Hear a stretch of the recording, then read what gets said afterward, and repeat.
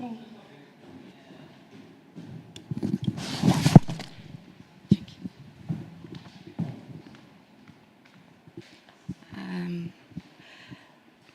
name is Jadwiga Majewska. I am the head of research and publishing department in the Zbigniew Raszewski Theatre Institute in Warsaw, and welcome you very warmly on the conference session with a very weird name, a jigsaw puzzle box without a picture, working with the theatre archives. We will try to discuss different approach to research on the archives, and we invited the researchers from Warsaw and Krakow, and we will try to make it, I don't know, fascinating. So welcome in the Theatre Institute, and the opening lecture will be by Mateusz Żurawski. Welcome you, Mateusz, very warmly.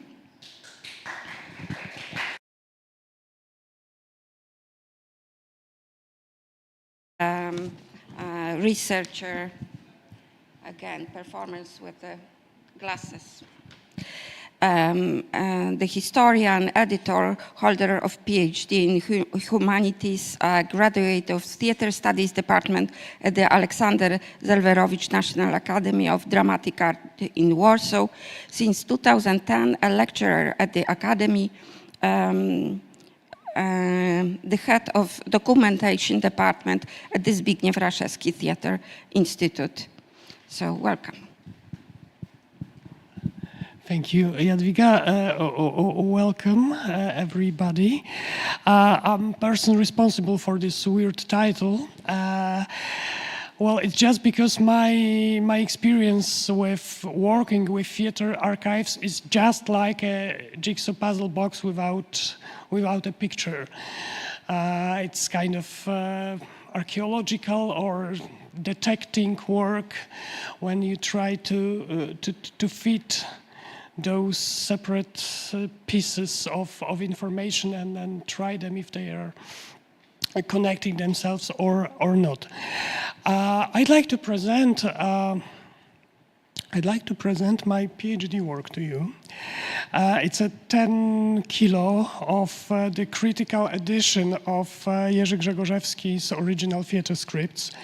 I was working on this with my collaborator Ewa Buchak for 8 years when I was archivist in Studio Theatre in Warsaw. It was published by the Theatre Institute, so I was also collaborating with Institute before I come to work here as a head of documentary department. And now I must leave the mic for a while.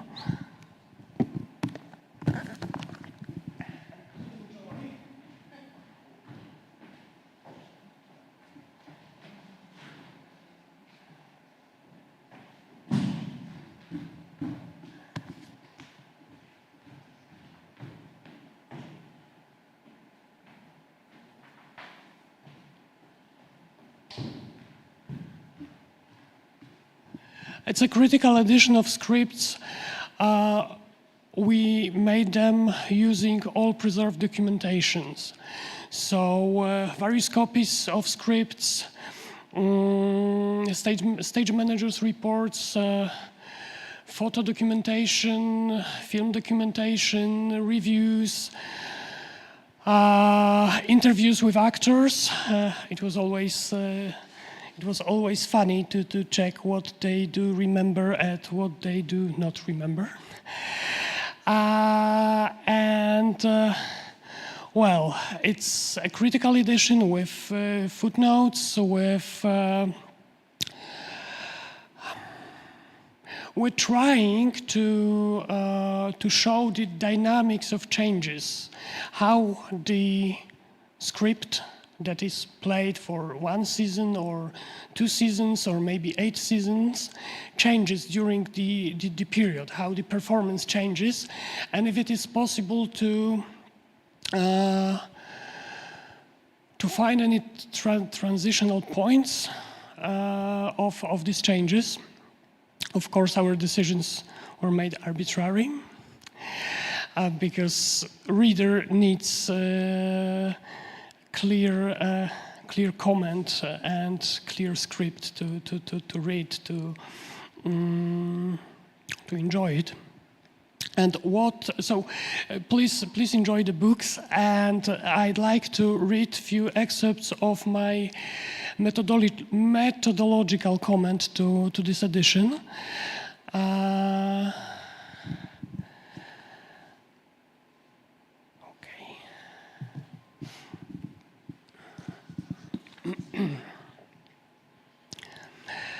The performance that does not exist, nor did it used to.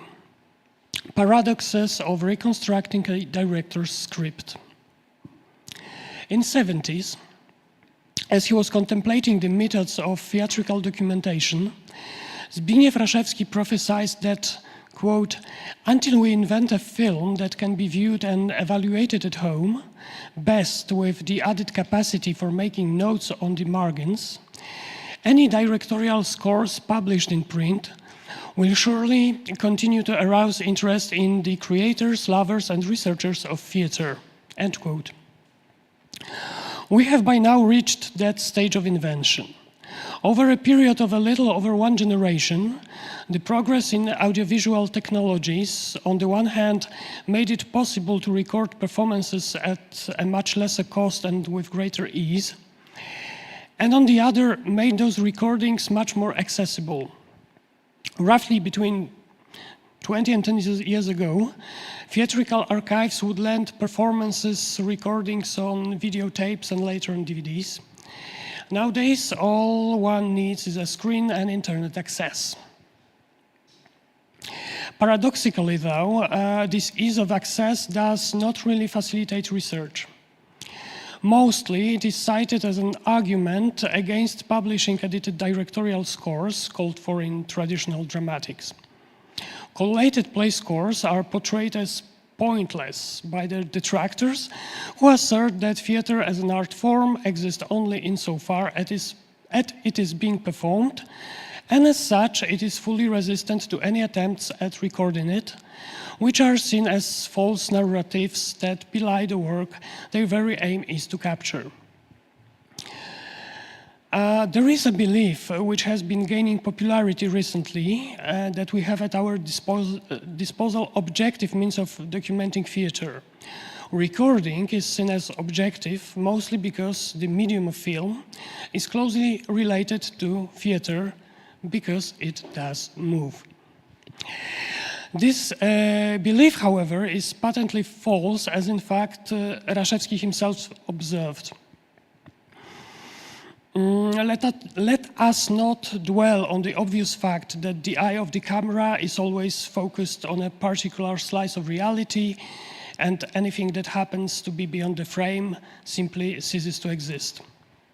What is tremendously more important, though, is that what a recording captures is not the play as such, but one particular performance thereof. Theatrical photography, meanwhile, especially if it is staged, can actually reflect the atmosphere that surrounded the production rather well. Our goal, however, is not to pit different forms of registering theatrical reality against each other, but to be fully aware of the limitations of any given medium and the consequences they have for researchers. Decisions made by people who attempt to translate theater to the languages of other media are often arbitrary, and any means and expression employed in such translations are functions of the author's individual sensibilities. The selective and subjective nature of the artistic language does not render any recording or written description of a performance false. It merely means that they are, by their very nature, only impartial.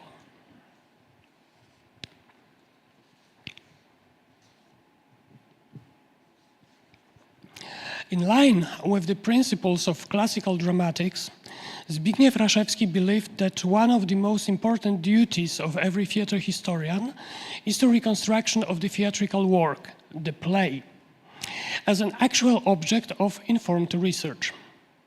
Such reconstruction would be based on the mise-en-scène, the artistic idea behind the work, as carried out during performances, mean individual shows.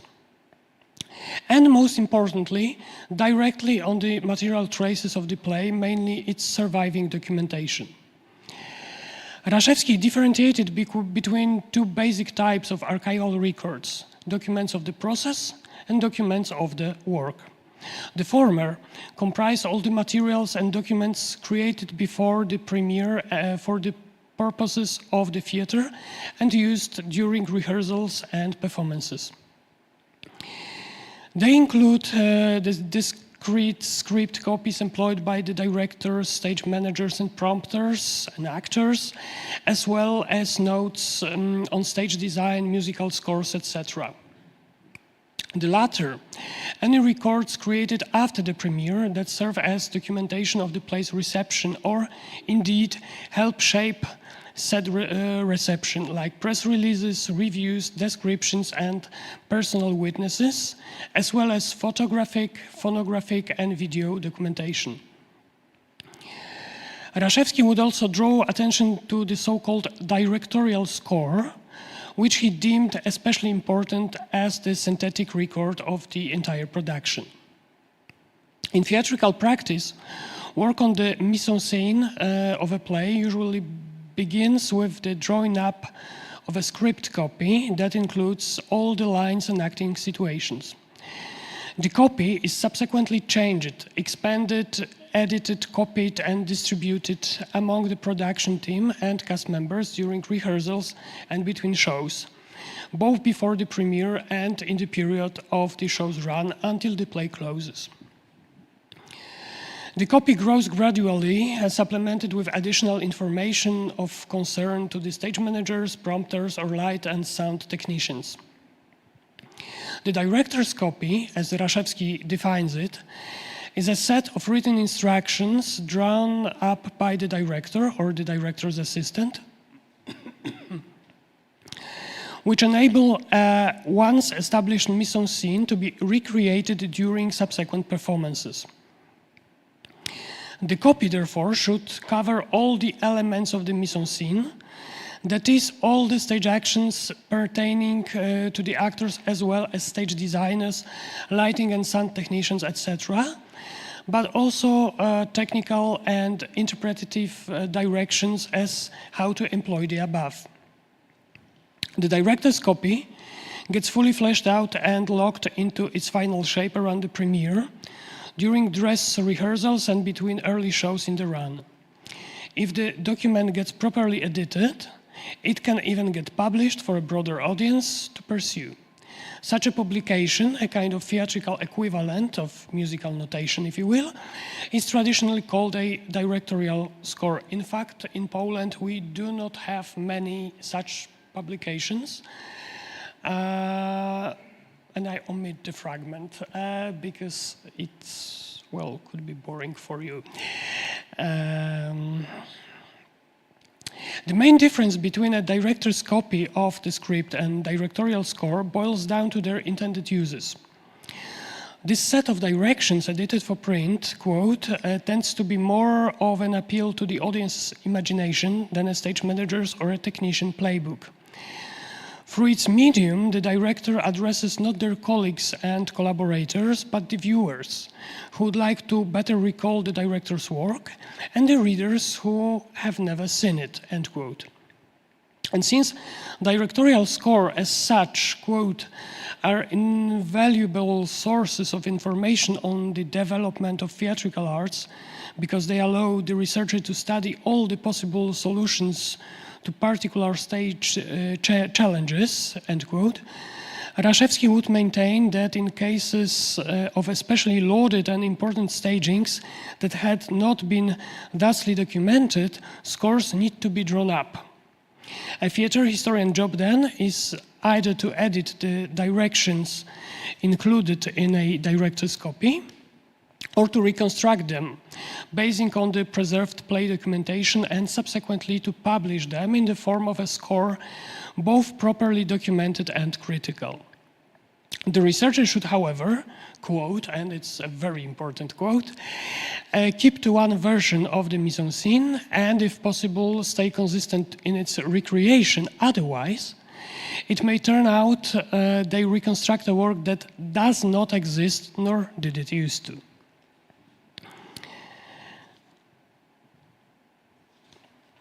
Raszewski postulates that a theater historian's job is to faithfully recreate a play score and not to reconstruct a work that does not exist nor did it used to, seems to echo Zbigniew Goliński's sentiment. In his essayistic monograph, Goliński condemned the editorial practice of constructing, quote, a textual ideal, a perfect recovery and simultaneous display of all the states of authorial intent stretched in time and expressed within the gradual solidification of the subsequent phases of the literary process, end quote. One of the tenets of classical textual criticism is that a philologist is obliged to try and reconstruct a text as closely as possible to its autographic or otherwise original shape. It would be hard not to applaud this sentiment, and yet there seems to be a paradox embedded in it. Even if a researcher was to take all possible precautions, there can be no claims to objectivity. In a way, every mise-en-scène, even one described in minute detail, remains a work that never was, because no performance of the play ever fully reflects all of the staging guidelines. Theater is one of the performative arts, and as such, it exists only in action. As opposed to painterly or literary artworks that can be said to have a final material shape, a performance takes place as action, interaction, and relation, and is thus, to paraphrase Richard Schechner, not in anything but between. In theater, it falls between the stage and the audience, onto the resonance of their mutual relationship. It should be duly noted that irrespective of the level of detail within one mise-en-scène, every performance thereof will be different from each other, from the rest. Such differences may arise from artistic causes like the director's work style or personality. If, for example, they refuse to acknowledge that the premiere at the moment work on the play stops and continue to alter the script copy. Causes external to art but internal to theater, like pressures from the venue executive, public opinion, or when the actors refuse to accept the director's methods. Or come about as a result of chance events like an actor's sudden indisposition or a stage machinery malfunction. Every theater writer, no matter whether they focus in their work on historical processes or a single matinee, must attempt to understand and be able to distinguish which of the aforementioned differences are intentional in character and therefore influence the final shape of the mise-en-scène, and which are accidental and by this token only influence single performance. And of course, an accidental change that gets accepted by the director becomes intentional. And of course, an originally intentional change, having been tried once and then rejected, becomes accidental. Each of these changes can result in a different sequence of stage actions and consequently alter the reception of the play by the viewers. It is worth remembering, especially in the face of the fact that it is the director who bears responsibility for the work as a whole, regardless of the circumstances of the production. There is a principle of academic editing that recognizes the author's right to own the work and change it for as long as they see fit. Therefore, Therefore, superiority of the first edition over the autograph is a given with this methodology, as well as superiority of every subsequent edition over the previous one, if the new edition proves that the author is consistent in the drive to perfect the work and refine its details.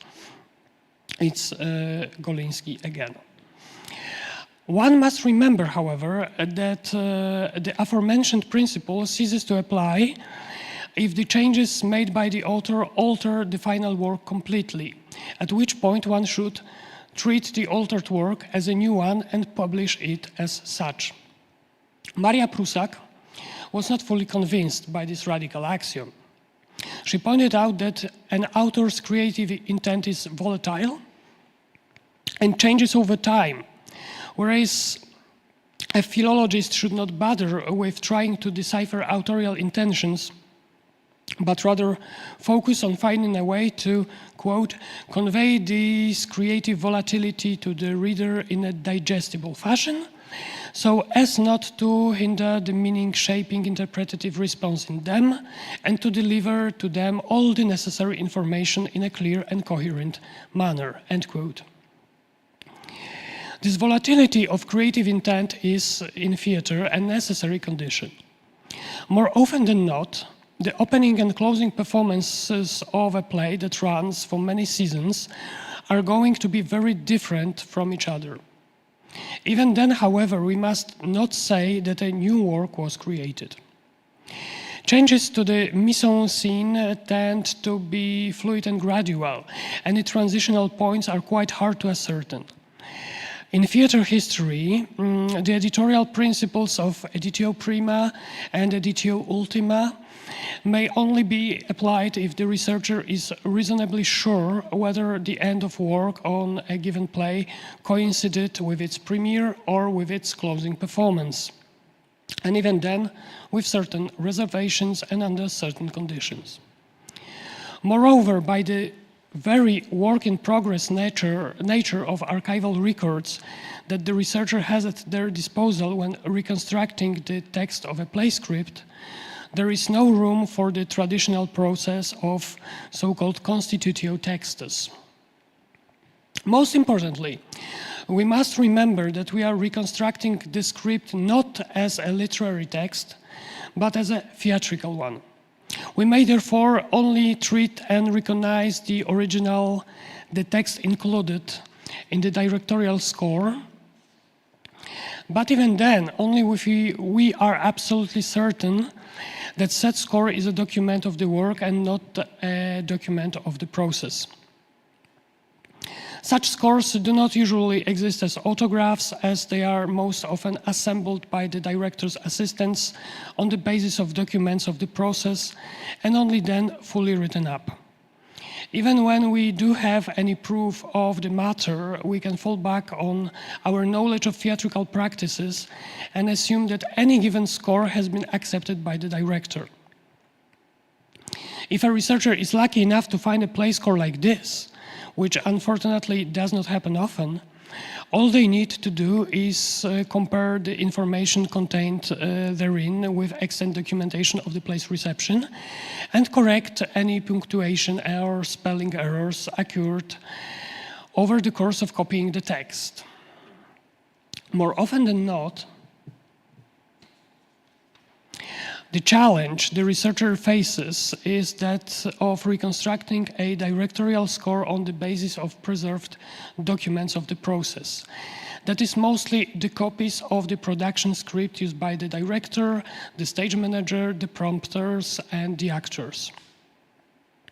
These, especially in the case of particularly long-running shows, tend to come in the form of palimpsests. Layers upon layers upon layers upon layers of annotations and deletions handwritten on the copies of the original tape script. To a theater historian, comparative analysis of textual interrelations deduced from recurrent errors are of secondary importance because each of the copy types contain different kinds of information.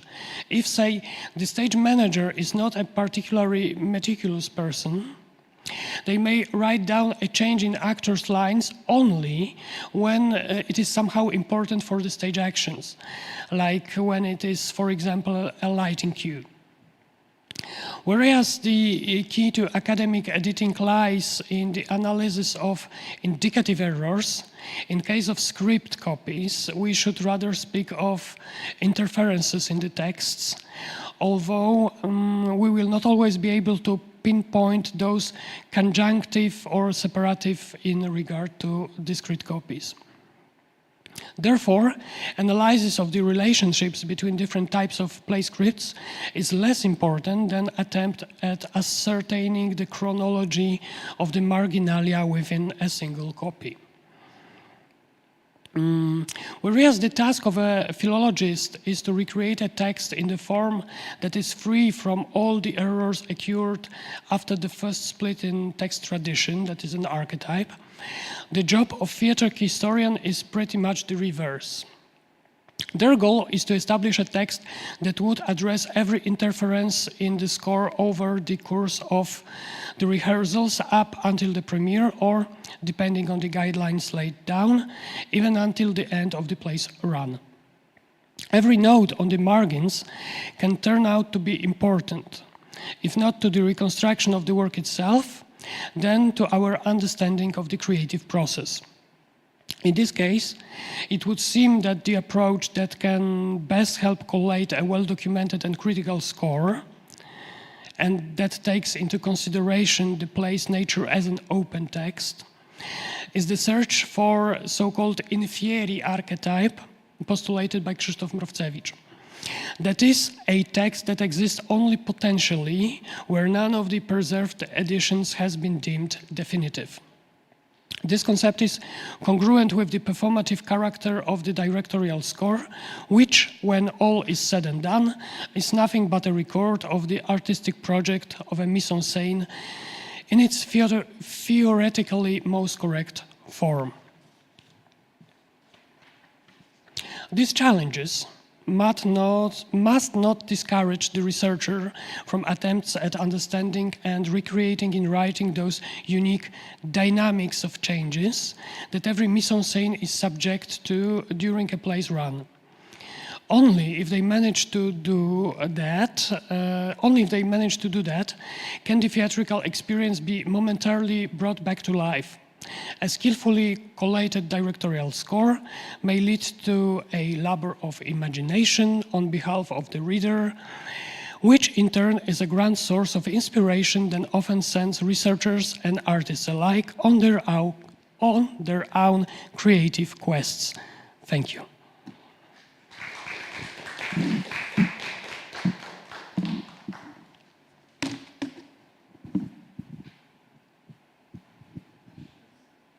Maybe you have some questions or...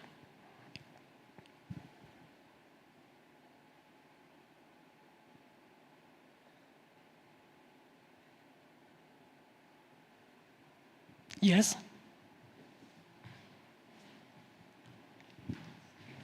Another one. Thank you, Mateusz, for your paper and presentation of your book. I have a question. What about digital edition of such materials? Isn't it easier to show this mobility, volatility of the text and director's decisions through digital instruments? You mean? Do you mean some kind of audiovisual? Yeah, or Okay. the place in the internet where you can put all the layers and you can just go through them in your own way and show everything at once or in succession, just to have more openness, mobility through the in I digital? think, I think yes. Well, I'm a kind of old school researcher, and maybe that's why I like to work with the text. I think yes, but in such cases, Jerzy Grzegorzewski theater, or I don't know, Tadeusz Kantors, Jerzy Grotowski, Józef Szajna, those directors that made very, sorry, I can't see you. Those directors that made very individual form of theater. It would be very interesting to do such work, to put all these variations we know of, we are aware of, and make some kind of presentation when you can just interact with it. Of course, it would be a great project, not for me to do. My imagination stops right here, but it would be a great project, yes. Any other questions, remarks? If not, we have in our schedule the coffee break at the moment, so we will invite you for the coffee break, and then we will return for another presentations.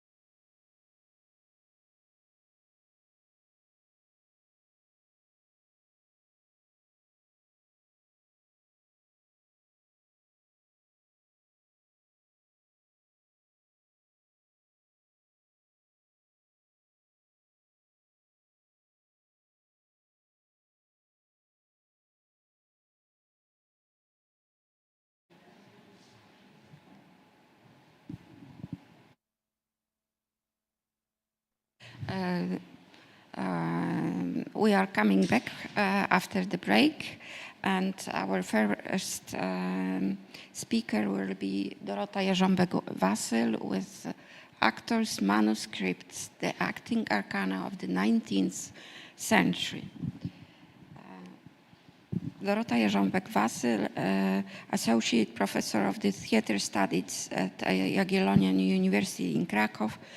Her research interests include the history of theatre and drama in 19th and 20th century, particularly the process of theatrical creation, theatrical customs, the art of acting, as well as editing of theatre sources, actors' diaries and prompt books. She published several dozen articles in academic journals and edited volumes. She's the author, between the others, the author of Word and Voice, the theatrical and historical aspects of the conversation in drama. Behind the curtain, the birth of performance in Polish theatre in the 19th century, the 19th century theatre archives, People, Documents, Series, and most recently, Stanisław Wyspiański, Protesilaus and Laodemia, the script of the Word premiere in 1903. Professor Dorota Jarząbek-Wasyl. Thank you for inviting me to this meeting. I need to sit down because I have to speak to the microphone and show you the pictures. So sorry for that. I know that's better to stand up and to be in interaction, but that's necessary in this case. And don't worry, I've got only 3 pieces of paper. I've got some questions to you, so look carefully at the presentation. I would like to share with you my experience as theater historian who seeks traces of the 19th century acting art in Poland. A few years ago, while writing a book about the rehearsal system in the Polish theater of the 19th century, I realized 2 things. Firstly, I understood that actors worked much more on the roles than one might think. Actors really did work hardly and work outside of rehearsals, alone, at home.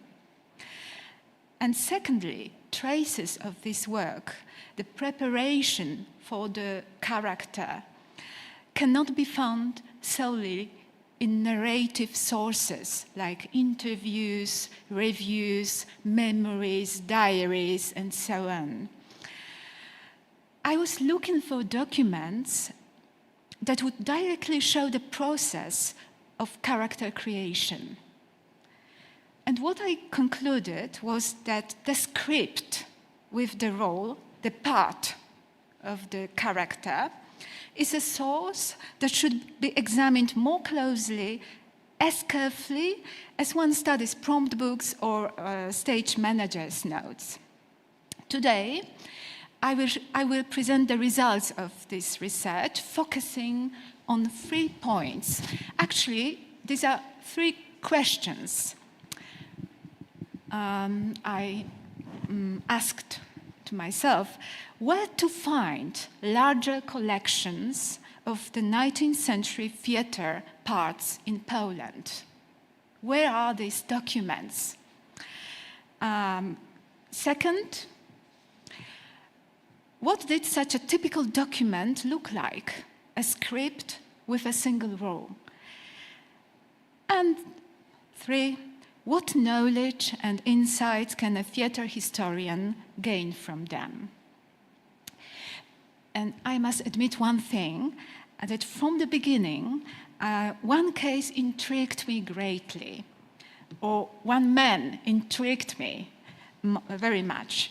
Alojzy Żółkowski Jr., the most popular Warsaw comedian, who entertained Warsaw for nearly 60 years. He died in 1889.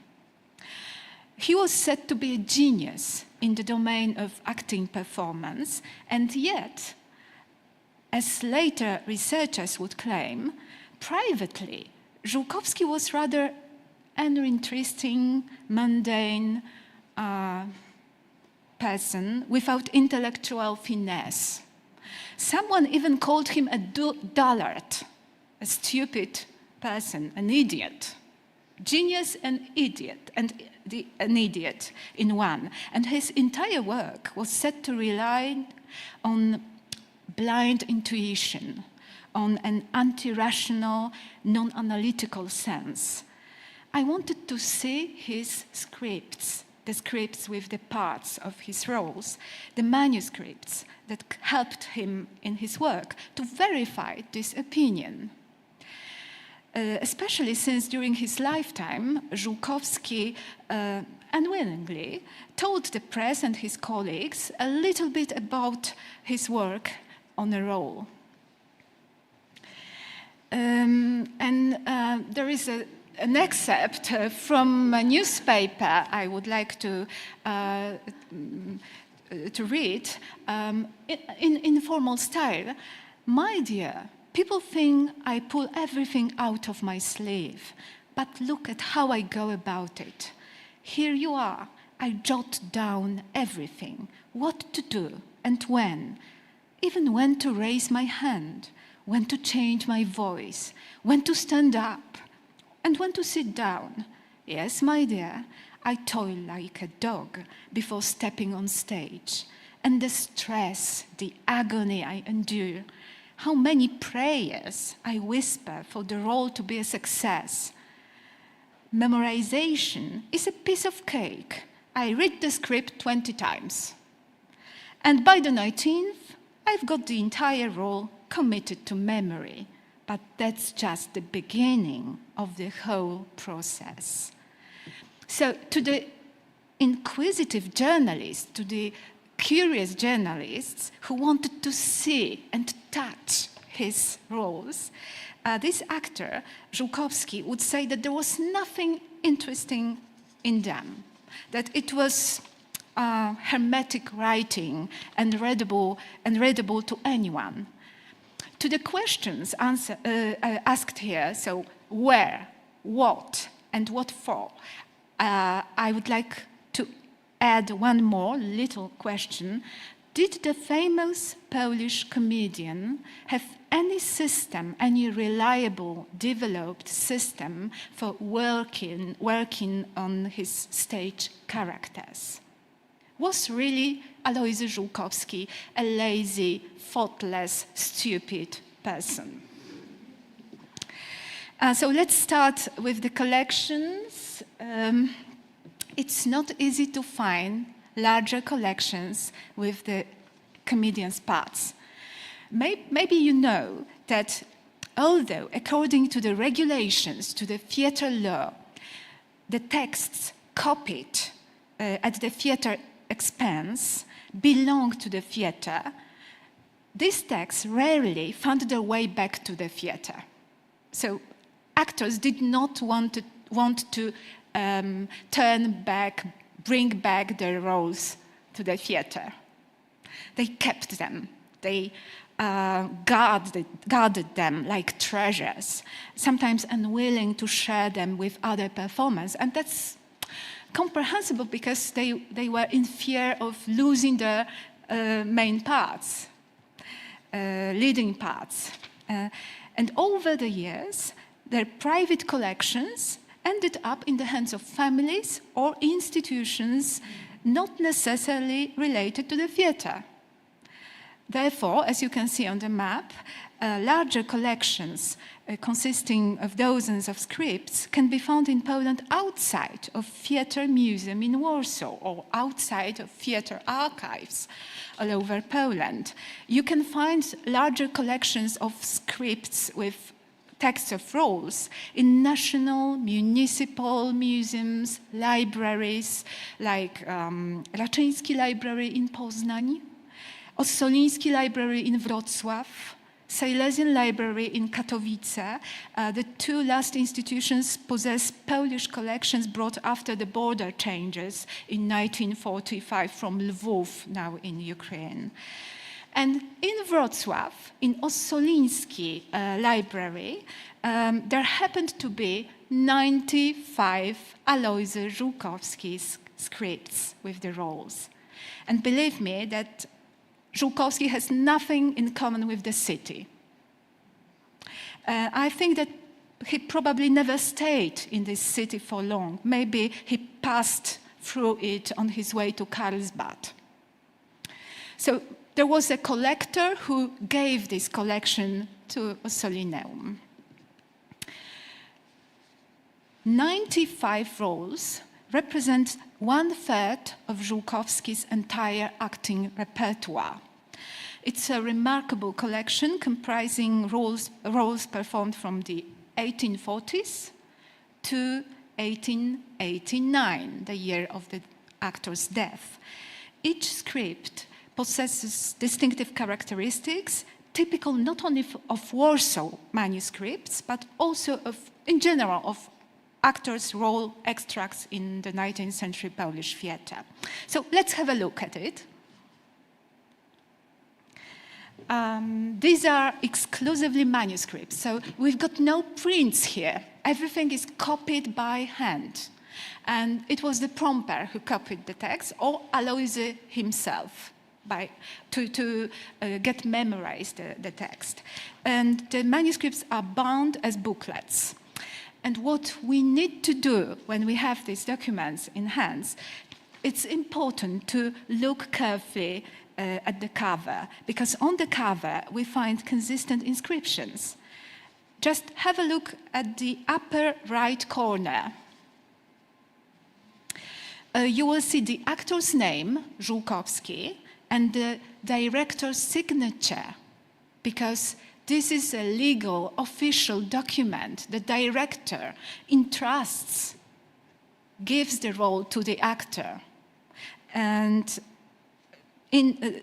this is his decision.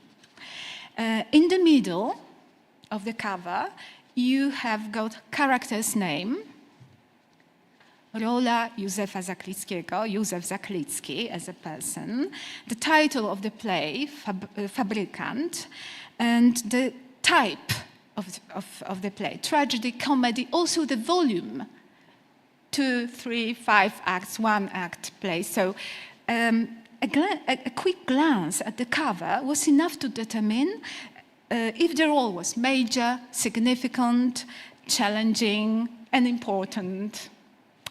Have a look at the central part. We've got title, we've got name of the hero, the character, we've got the type of the play. Something is missing. Can you guess what's missing? Yeah, directors, but function of the director wasn't as important as the acting staff. Author, yeah. Why there is no author's name on the cover? And the name of the author of this play, Fabrykant, the factory owner, that would be the translation, was Józef Korzeniowski. He was one of the most popular writers in the 19th century for the Polish stage. So I think that the author's name was known officially and for everybody. There was no use to put his name on the cover because everybody knew in Warsaw Theatre who is Korzeniowski and what's his new play. And maybe you can see the number just below the signature of the director and the name of the actor on the right. The number on the cover indicates theater ownership. But in this case, Żółkowski kept his own record and numbered his roles for himself. So he thought this is his private library, number 109. Inside. What we can find inside. The role contains the entire text of one character and accepts fragments, final words of other characters. So these excerpts, these fragments, are underlined, you can see that, to avoid confusion. So here's the deal. Actors would only get their own lines, and they had to guess what their scene partner was saying or doing. If the play hadn't been published yet, the only way to figure out what was going about on this context, what were the other characters' speech and so on, the only way to find out it was to assist a reading rehearsal. This setup, where you've got just your lines, the lines of one character and the fragments of other characters' words, really puts the spotlight on individual work. At the same time, it forces the actor to use their imagination and be in tune with their instincts about what their stage partners are up to. And I've got no picture here, but maybe you can guess what was the obligatory word put at the end of every script with every role. No matter what kind of text, what kind of play it was. One word, or two words actually, but you can find it everywhere in the scripts. Difficult question. The end, yeah, thank you. And what for? That's interesting. Why to put the end at the end? Well, in my view, that was to make sure that actors didn't sneak in, didn't add in any improvisation, any extemporation that might upset the censors. Warsaw Theatre is under control of Russian government, of course, at the time. And also the original author would be upset if the comedian would amplify the texts, the text volume. So the word at the end, at the conclusion of roles, served to prevent actors from adding or improvising lines during performances. But did they actually follow these rules? Now let's move on to the third question. What can we learn from these actors' rules? And let's have a look again at the cover, because first and foremost, these archival materials allow us to reconstruct the rhythm of work, the rhythm of rehearsal, a rehearsal system. On the covers, directors often place the date of role distribution. So the name of the actor, signature of the director, and the date. Here we've got no date, but Alois Żółkowski put the date of the first representation and also notated when he got the text of this role. So we can find the point zero of the production process. That's very interesting. And occasionally actors themselves recorded rehearsal dates. As seen on this page, we learn that from role distribution to the premiere, 3 weeks passed, during which rehearsals likely lasted no more than 2 weeks. Occasionally, roles, including those of Żółkowski's, would remain in a drawer for several months and even several years. So that's interesting, that's important to look at the dates. And in addition to the rehearsal and premiere timeline, actors' roles sometimes offer insights into the process of succession It's not very clear here because the cover is dark, but you could see, you might see 6 names of 6 performers that followed each one another playing this character. So the same manuscript could serve, as in this case, 6 actors. They not only passed on the script, but also, I think so, they also share a certain common tradition of performing the character.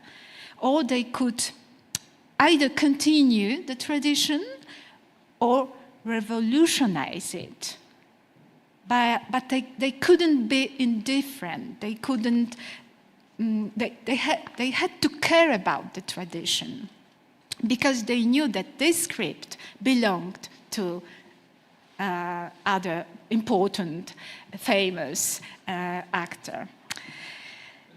Does it mean that they changed actor after 8 years of playing it, or it means that they made another version of this play and the script stays in the theater and was used by other team?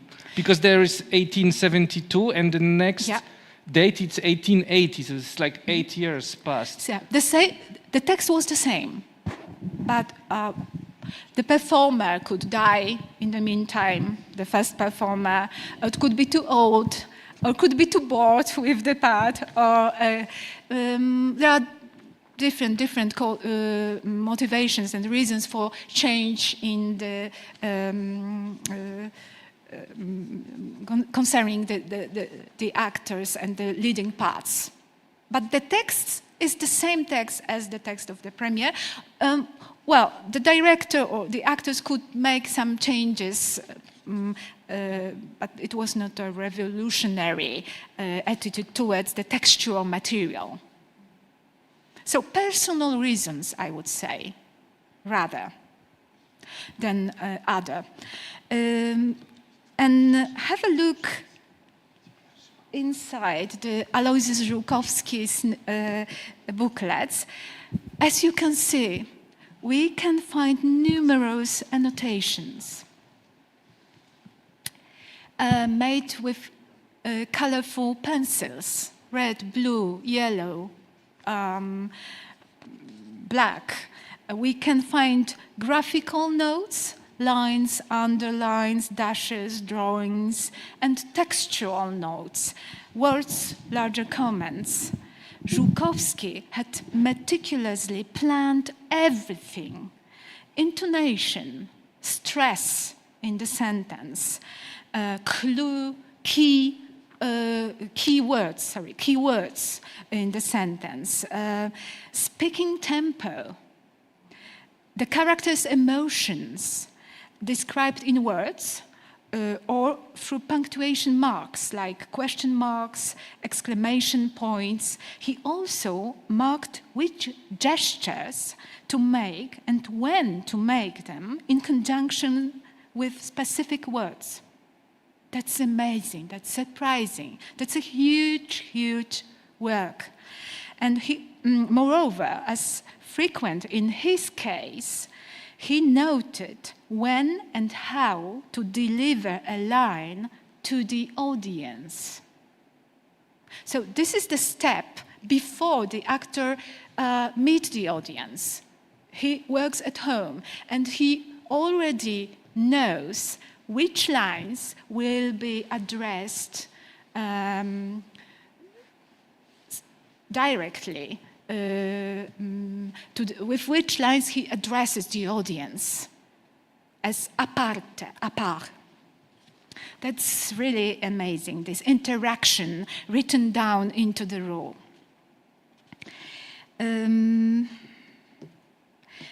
As you can see, Żukowski put brief, fragmented notes related to dialogue and actions in the performance. To understand and to recreate the character, one needs to closely examine the whole text, the whole play, the other parts, the other characters, and so on. So That's true. Żułkowski didn't write extensive essays about the characters. Instead, he captured the character's essence through small actions and spoken words. This meticulous and intricate work makes it difficult to dismiss this actor as faultless. I'm sure he wasn't an intelligent actor or non-analytical actor because he analyzed everything. It's possible, that's my hypothesis, it's possible that Żułkowski's approach was an early application of Konstantin Stanisławski's acting method, avant la lettre. And in the roles, we also find sketches, mainly of heads. These are studies for characters' portrayal. These are not pieces of art, of course, but that's how the actor tried to find out the character's hairstyle, facial hair, expressions, everything. And another question, have a look at the character on the right and just try to guess what type of character it is. I don't mean the particular name or play, but what kind of person it might be. A zombie. Why do you think so? All right, it's a villain, Schwarz character, from The Secrets of Paris.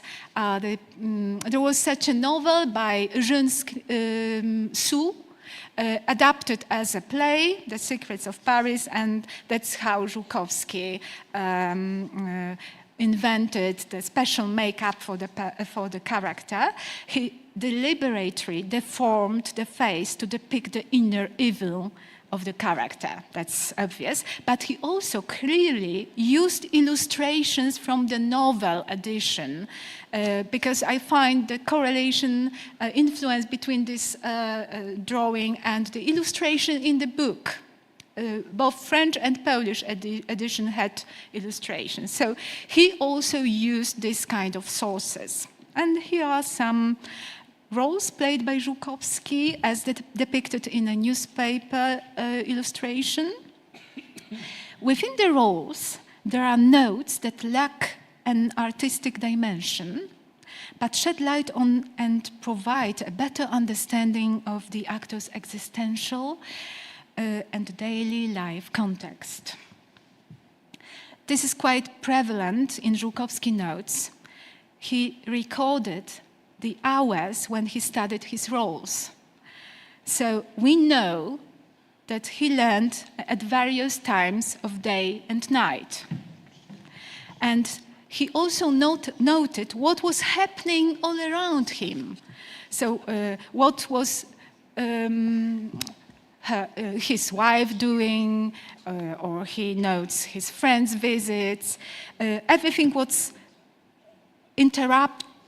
was interrupting his work is, and his duties is annotated there. Sometimes he mentioned the pain, suffering, because he suffered from arthritis. So we can follow his pain. Sometimes he expressed a longing, a nostalgia for fresh air, as if he was in a cage and tried to go out, the fresh air, or a longing for a leisure in the park. In one role, Żułkowski noted that at the very moment of annotation, a beautiful young woman passing by on the street had just waved at him, adoring him. So he recorded everything: his wife's activities, visits from friends, expenses for meals, smoking, doctors, as well as family and friends, wedding, baptisms, funerals. We've got here the long annotation. It's about the wedding of his daughter. And it is in the script of the character's part. Yeah, yes, it's the other side of the cover, which was blind, empty. So that's good to make notes on everything. And look at the portrait of Madonnas and Virgin. That's interesting because Żukowski came from a Protestant family. But that didn't stop him from praying to the Saint Virgin also. What's interesting, that he was constantly in fear, in panic, while thinking about the premiere. So he was a god for Warsaw audience. He was the superstar, but he was constantly trembling before stepping on stage, especially when we are talking about the first representation of the play. So he prayed, he made small notes which could be understood as signs of prayer. Lord, help me. Lord, let it be a success. Allegedly, he even advised actors of the Jewish faith to make the sign of cross before going on stage, as it was considered a good omen and brought luck. So this was in fact a common tradition among Polish actors, making the sign of the cross before stepping on stage. So here we've got all this kind of information about private, intimate, existential life context of the actor and his attitude toward the profession. Some other sentences I found in the rules. They are taken from different parts, from different moments of work on a play. Just have the look at the fourth one. I have just seen storks flying. And I have an impression that I'm looking at the storks together with Alois Żukowski, and we are sitting together reading his roles. That's amazing. What can we feel looking at these parts? The very moment of being close to the actor's life and work. So, in conclusion, reading actors' roles is valuable. However, it's not easy to do because this is a kind of secret code. And every actor could invent her or his own way of annotation. Or it's not easy to understand what does it mean, the single line, underlining, dilation, and so on. Sometimes the marks made by one actor might become less distinct when mixed with the notes of other performers. So we don't know who made these notes. And additionally, some roles remain nearly untouched. There are documents without any notes, only the lines of the character, because they were actors who had no time to do that, and there were actors who did not want to do that. Nevertheless, these documents, on the whole, provide a complete picture of how an actor's life and work are closely intertwined. They offer insights into an actor's personal routines and the unique dynamics of the theatre institution and the acting ensemble. These roles offer a unique opportunity for the researchers, I am, and you are, for a direct connection, allow us to engage with the individuals who once held these parts in their hands. That's wonderful. So let's hope that now we've got 95 Alois Żukowski's roles, and we can discover and describe his secret. Thank you for your attention.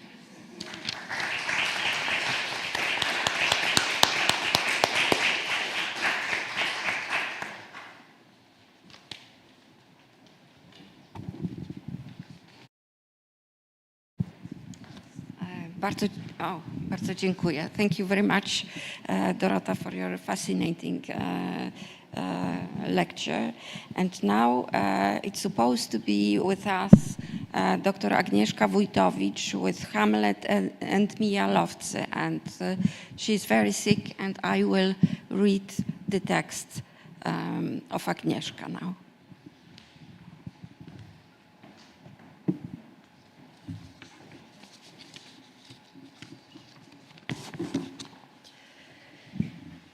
Grotowski staged in 1964 Hamlet study, but it was played only for 3 weeks.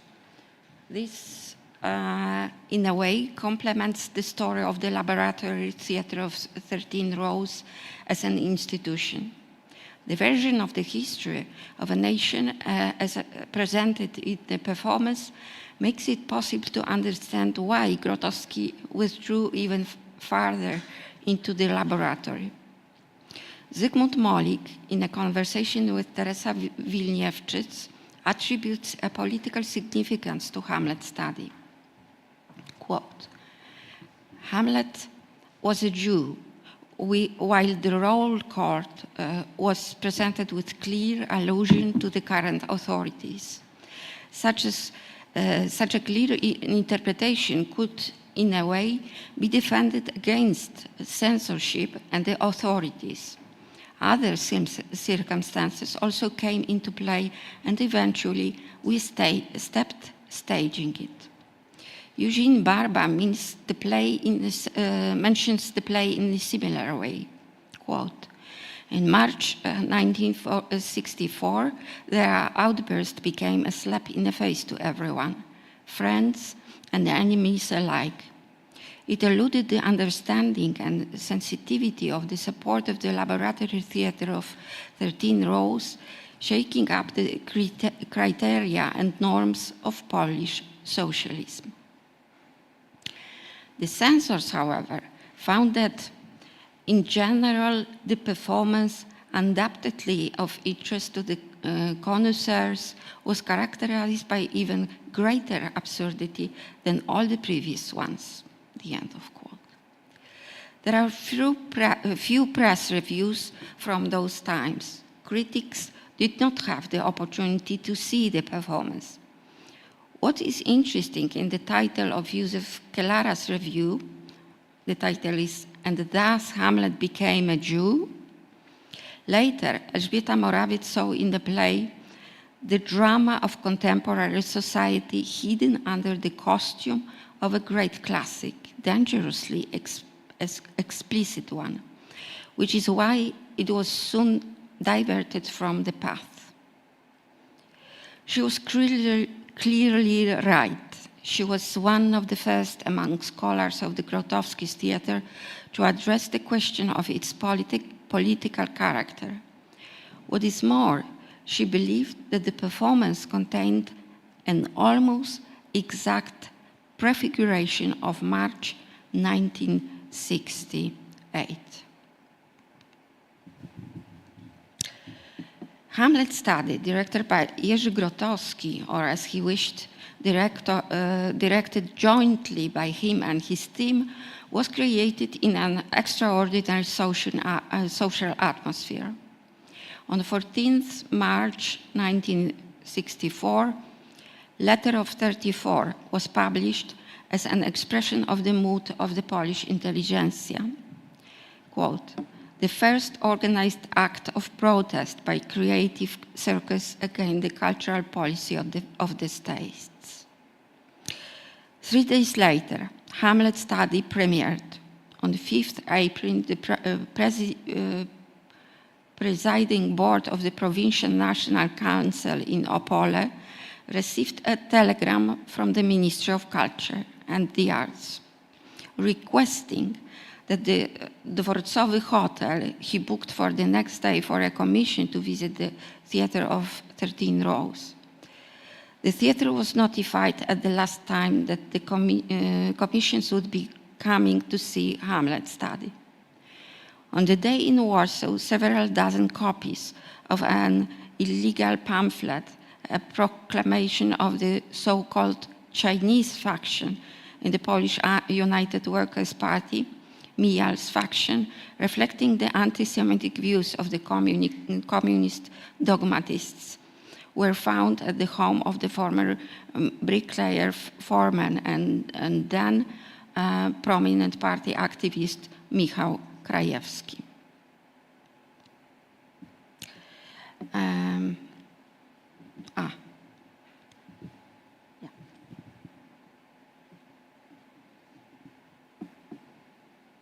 Powinno grać, ale coś... O, przepraszam.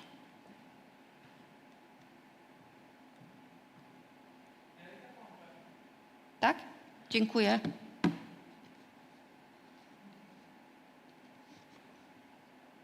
This is the Hamlet study.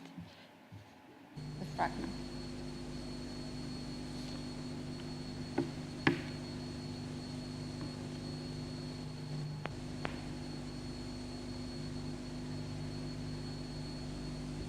Tych siedmiu aktorów kierunkiem reżysera Grotowskiego ma zagrać Hamleta. Właściwie studium o Hamlecie stanowiące eksperymentalną interpretację wybranych wątków Szekspira i rozważań Stanisława Wyszyńskiego. Tu gra się umownie, ale ostro, bez oszczędzania głosu, ciała i wysiłku psychicznego wykonawców, także bez oszczędzania oczu widzów. Nie ma w tym teatrze suflera. Dawno już znikła scena. Spektakle rozgrywają się bezpośrednio wśród widzów. Jesteśmy bowiem w najmniejszym i najśmielszym chyba artystycznie teatrze polskim. W teatrze laboratorium 13 rzędów. Mówi się, że tu w małej salce na opolskim rynku rodzą się zarysy nowego języka teatralnego. Poszukiwaniom eksperymentów tych ludzi towarzyszy coraz szybsze zainteresowanie nie tylko polskiej, również międzynarodowej opinii artystycznej. Oto skromny, chwytany reportersko zapis paru jednego wieczoru z kilkumiesięcznych montowych nowego spektaklu. Oto próba.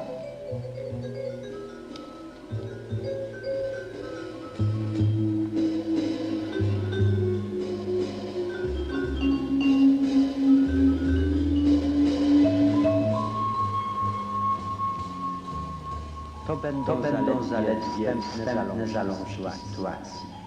Zalążki miał przepchnięte, czasem bliższe refleksji niż skrystalizowanej propozycji. Nie wszystkich z nich odnajdziemy w spektaklu. Przejdą przez gęste wielokrotne sprawdzeń, omówień, będą precyzowane ogala ze zbędnych elementów. To jeszcze wygląda chaotycznie.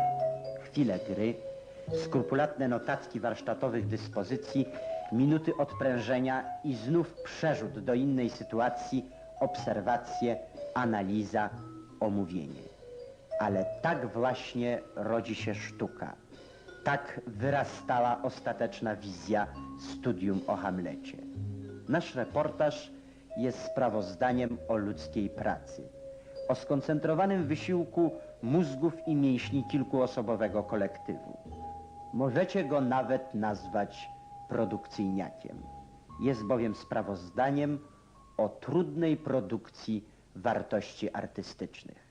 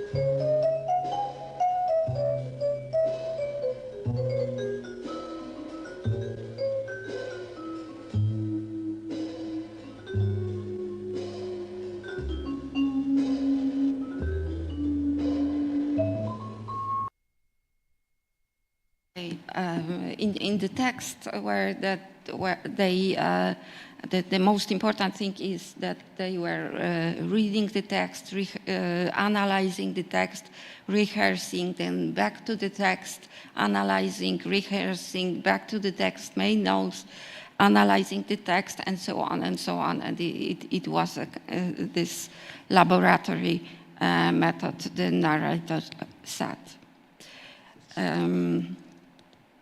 Hamlet study was born out of a meeting between Jerzy Grotowski and Józef Śnieciński, one of the leading representatives of Mijal's faction. It was him who passed on the director anti-Semitic leaflets distributed by the activists of the Chinese faction, Grzegorz Sołtysiak, in his text Soldier of the Party.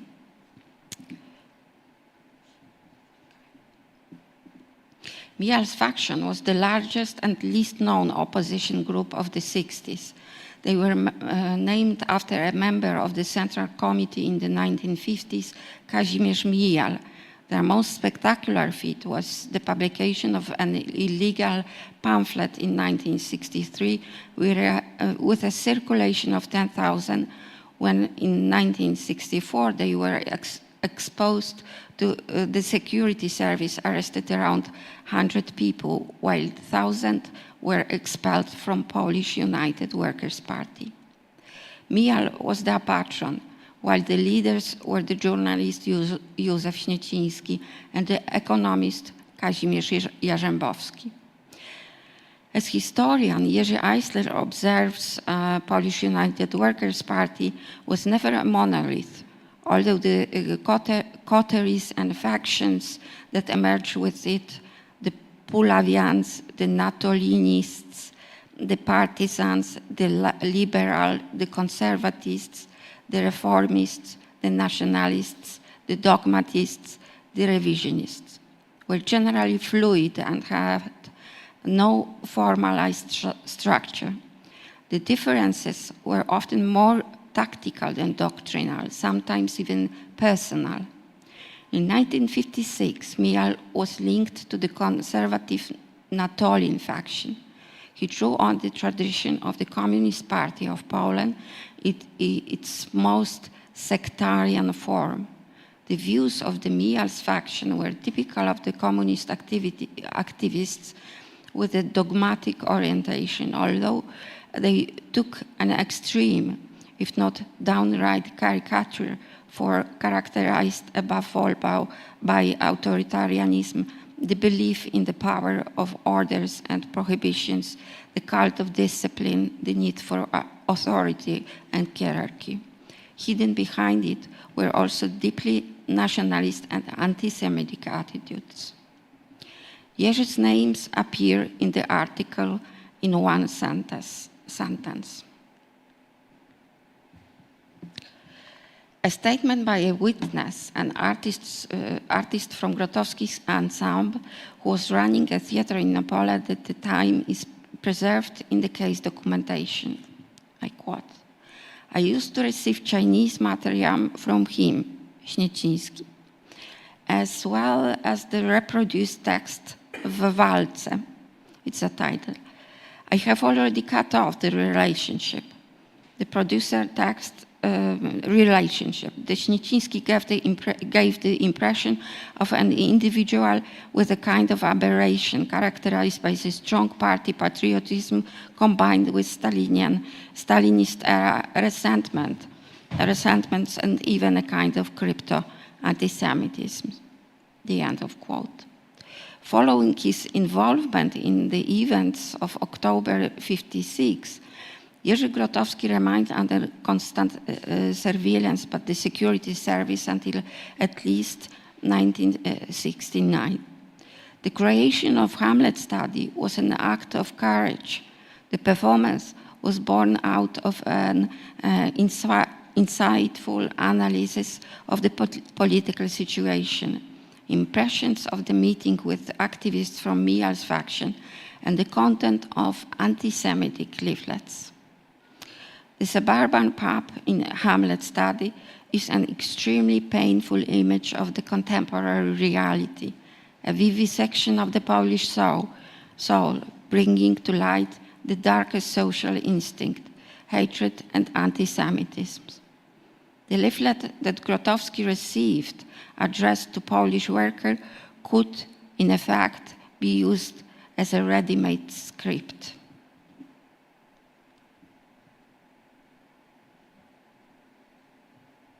I don't know if... Sorry.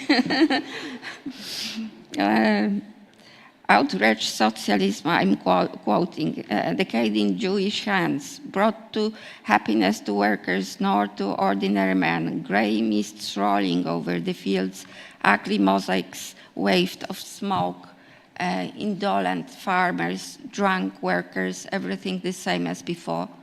Jewish politreuks are preaching like priests used to do before. Pray, commoners, and you will be saved. Work hard if you want more. The sun goes up and down again, spinning the earth queer stone, but there is no sun for ordinary men, only days of hard work, a never-ending cycle of labor, endless toil of gloom, a life spent of starving, of hunger, all the way to the tomb. Perhaps in 100 years or so, someone will reflect on this, and in a country far away from here will reinvent the word communism. Crowd will rise again in frenzy, and blood will flow again. Red banners will flap in the wind. Then will come the long working day. Songs and banners are not for us. The words revolve around someone else. Shh, be quiet, commoners. Tomorrow's another working day. The leaflet distributed by Mijal's faction contains everything Grotowski hated. The meetings with Śnieciński and the analysis of the proclamation of the Chinese faction became an input for one of the most painful and mysterious of his performance. The March 64, just before the premiere Hamlet study, an interview with Jerzy Grotowski conducted by Jerzy Wróblewski and Stanisław Nyczaj was published in Opole Higher School of Educational Journal, Nasze Sprawy. In this relatively unknown text, Grotowski makes it quite clear what the play is about. I quote, "Hamlet study is a play about impossibility. The very hard Hamletism has taken on exact this kind of meaning. At the same time, the drama challenges the theater to confront it. We decided to confront the Hydra in its very lair, not to hide, but to bring out the impossibility of playing Hamlet. Not to try to avoid, but on the contrary, to showcase moments of impossibility, specifically in relation to the Polish reality, where it took on a specific form. We have a main character of Hamlet, played by Zygmunt Molik, but the other characters also show the future of the Hamletism. Hamlet and the rest represent two kinds of Hamletism, mutually hostile and full of hatred. It is like a cloud of Hamletism, however, hovers over the entire play. We incorporated elements of folk song, carols, and national songs. Our aim was to create a typically Polish atmosphere of the performance. For this reason, it might be difficult to interpret for someone familiar with the Shakespearean work, but unfamiliar with the affairs of our country. It is a play about Polish Hamletism, a distorted mirror of the interpersonal superstitions that have formed here. Materials of the security service of Józef Śnieciński were compiled into 13 volumes, each about 900 pages long. Mijal's faction has been watched over for a long time. Grotowski's name does not appear in these files, but there is a brief reference in the record of the interrogation of Śnieciński's brother, Dariusz. I quote, "Józef Śnieciński was sometimes visited by a director from Opole or Krakow. He was tall, a sturdy man with an oval face and a large nose. I'm not sure whether he was from Opole or from Krakow. The security service immediately established that the person who met with the arrested Śnieciński in Opole and in Warsaw was Jerzy Grotowski. At the request of the authorities of the security department, he had to provide a lengthy explanation, which was used as evidence in the trial of Józef Śnieciński.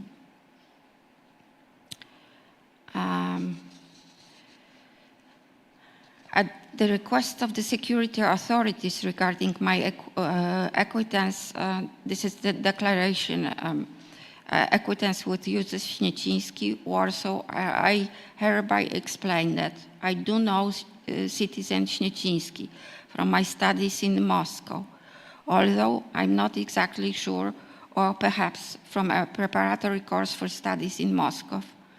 He later came to the theater for a performance of Dziady in 60 or 61, introducing himself as deputy director of the National Investment Bank.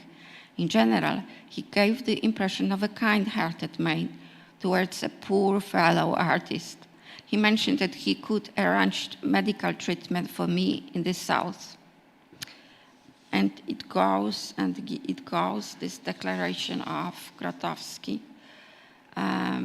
The staging of Hamlet study, Grotowski's acquaintance with Józef Śnieciński and his involvement in the issue of Mijalowski's faction had been serious consequences for the theater. As a result, the theater was denied the promised subsidy and was left without funding. In the spring of '64, Grotowski could not extend the actor contracts. He did not even know whether he would be able to stay in Opole.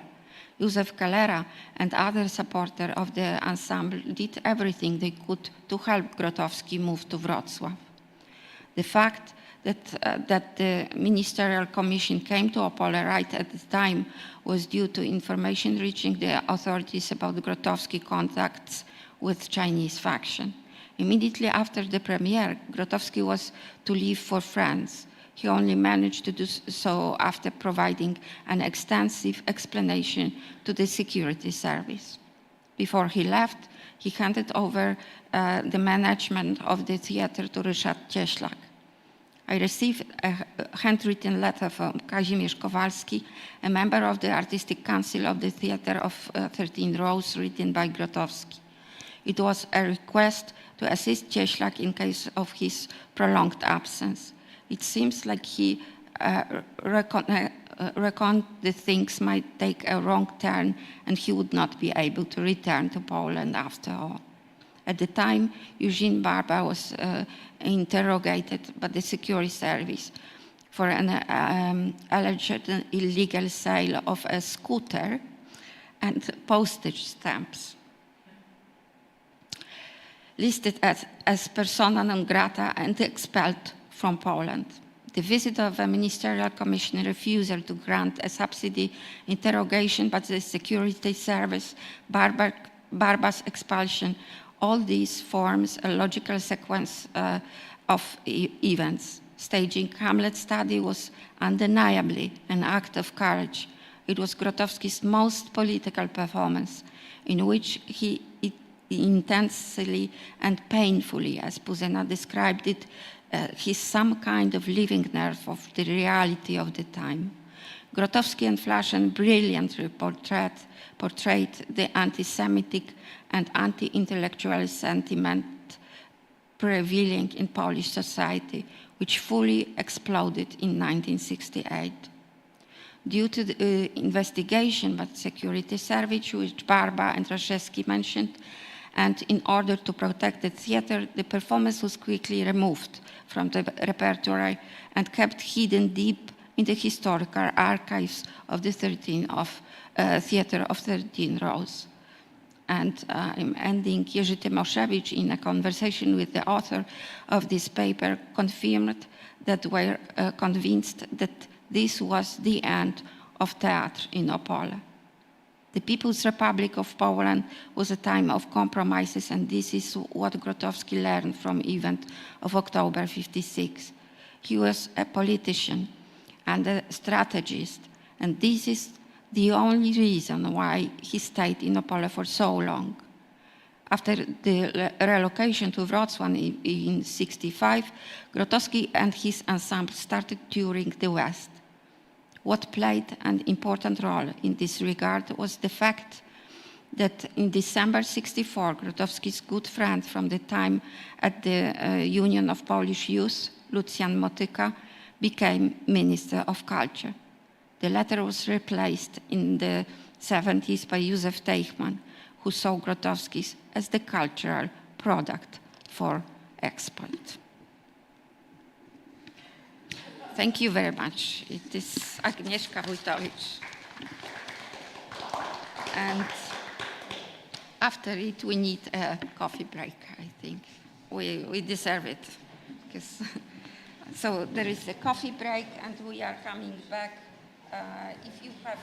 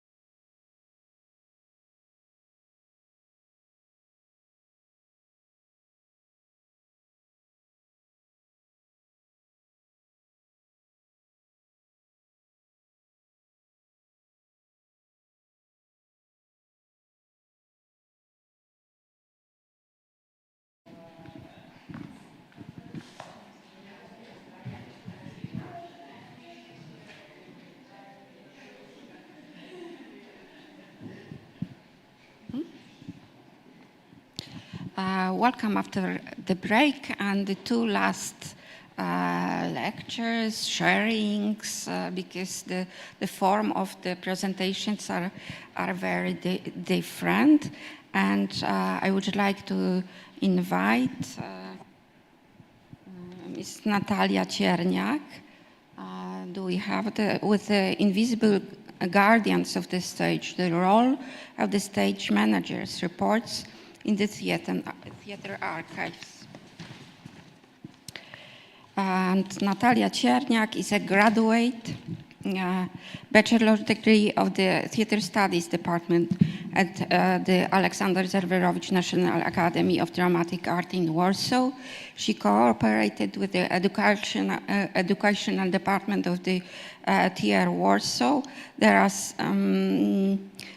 theater as an accessibility coordinator, and is currently a collaborator of the documentation department at the Zbigniew Raszewski Theatre Institute and the Hypatia project at the Institute of Art of the Polish Academy of Science. She co-organized with Alexandra Urban the academic conference Who is Behind the Fourth Wall? Participatory Theater at the National Academy of Dramatic Art. Natalia Cierniak, welcome. Thank you.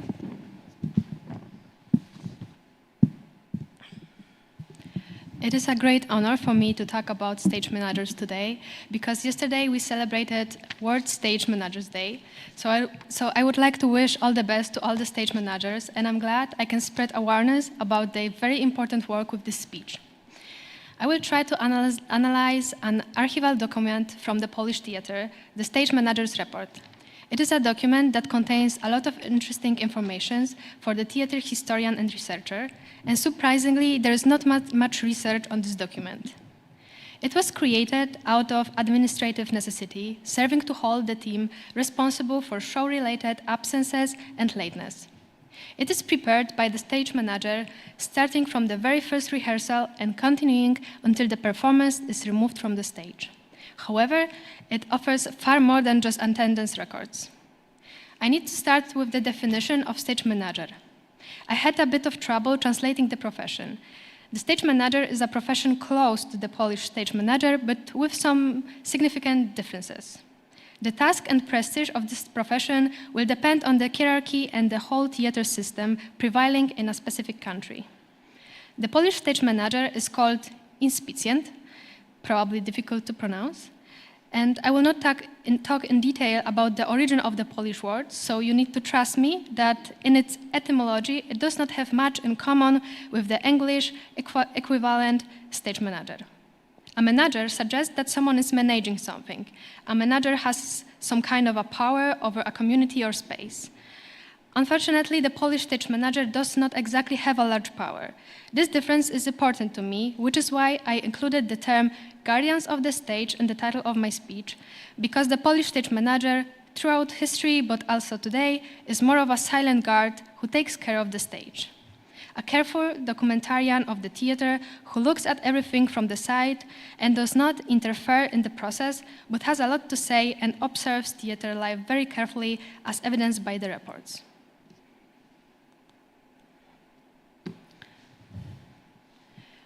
The Stage Manager's Report is a document prepared from the moment of the first official rehearsal, even a conceptual one, during table talks, until the performance is removed from the poster.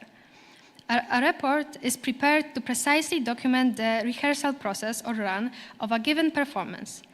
In this way, it holds theater employees accountable for their duties and collects all relevant news, technical problems to be fixed, social disputes, scenography to be repaired, and more. It documents the process of the performance day by day, creating a kind of a diary of the performance lifespan. Now I will hand out to you a sample report, and on the one side of the page there is a copy of the original Polish version from 1976 of the play Witkacy, directed by Józef Szajna in Studio Theatre in Warsaw. And on the other side of the page, it's the same report, but with my English translation. And I will also display the same report in the presentation so that everyone knows what I'm talking about. and I will describe what such a classic report looks like. And probably I don't have reports for everyone, so please share them with your neighbor.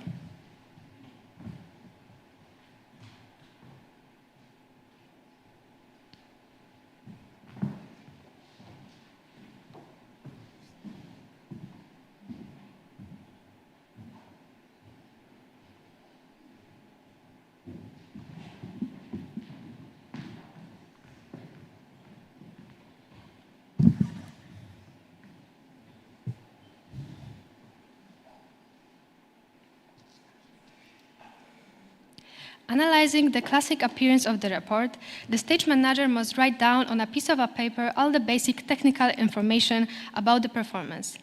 Title, director, theater stage, date, including numbering, which rehearsal or performance it is, and the type or program of a given performance. If it's a premiere, cold reading, read-through, or maybe just a generic run with no name, as you can see on the sample. It records the time during which a given rehearsal or run lasted, sometimes with an accuracy of every minute of delay or extension and a description of what caused the delay. Then the report contains people who were present, late and absent from all the theater department, artistic team, extras, musicians, and technical team, and if they were justified or unjustified. And at the bottom of the report, the stage manager leaves any additional comments and his signature. Unfortunately, we don't know the history of stage manager's report, and there are no studies or analyses of this document. Therefore, there is no single template as to how it should be filled correctly and what comments the stage manager may enter. The stage manager, Teresa Krasnodębska, said, "The profession of a stage manager is acquired according to the old medieval principle, master and apprentice. There is no school, textbook, or generally accepted rules, only practice passed from hand to hand. Therefore, the report is no longer just a raw record of the rehearsal and the run of the performance because it contains a number of personalized comments from the stage manager." After my analysis of stage managers' reports from studio theater created in the years 1972 to 82, the period of Józef Szajna's management, and comparing them with the contemporary reports from the same theater, it turns out that stage managers allow themselves to make many detailed notes about performances, often of a very personal nature and reflection. As the stage manager of the studio theater, Maria Lejman-Kasz said, "This is an open heart surgery. Each performance is different, and the report, in a sense, captures the ephemerality of each run on a piece of paper." There is a risk that the report may contain subjective assessments that require validation each time. Typically, reports are accessible for review by producers, the artistic team, and the whole management. There are some interesting notes on the report I handed out to you. Let us have a look. The stage manager writes at the beginning, "I would like to request a new alarm clock for Mrs. Wanda Lotte," a basic note, and then, "Very bad performance. Actors forget the lines, Witkacy hasn't been performed for a long time, there was no rehearsal on the day of the performance, hence so many mistakes, subjective assessments of the run." And we see under the remark another type of writing, the director's assistant who replies, "The show was very good. I disagree with the above. Please let the director's assistant handle evaluations in the future." So definitely reports may contain very subjective information that needs to be verified, but at the same time this comment points to the hierarchy of the theater in which the stage manager cannot allow himself to evaluate the run, even though he is supposed to document the entire process. Now I will show you some potential options for further research on this document.